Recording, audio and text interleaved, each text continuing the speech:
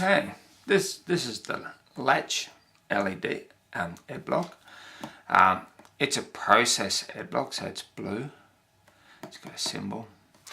This one actually has two inputs. It's got an input and a reset and an output.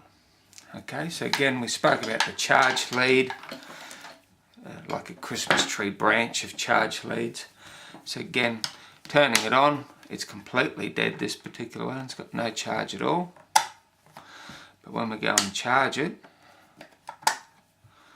so see it changes very quickly to red being fully flat. So this one, on charge, the yellow LED, obviously because it's on charge it's showing green, but it's actually flat, the battery in the back.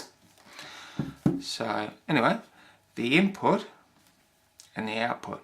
Basically, when you activate the input, it activates the output. And it will stay activated, even if I keep doing that, it will stay activated until I reset it. Now, resetting it doesn't activate it, so I activate it. So that turns it on, that turns it off. As simple as that. So with the latch, I turn it on with this input and I turn it off with that input. Okay, and again, you then take that to a particular Ed-bloc, and when it puts a short circuit as an output into the lead, it will then latch it. And then you'll need to reset it to then turn it off.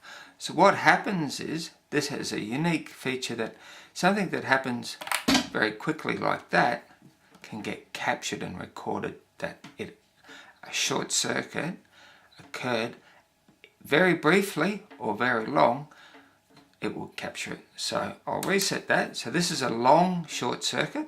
So that's a long short circuit. It captured it. And that's a short circuit, very short, and it captured it. So it captures an event and keeps it there until you want to acknowledge it and reset the system. And that's the latch, simple as that.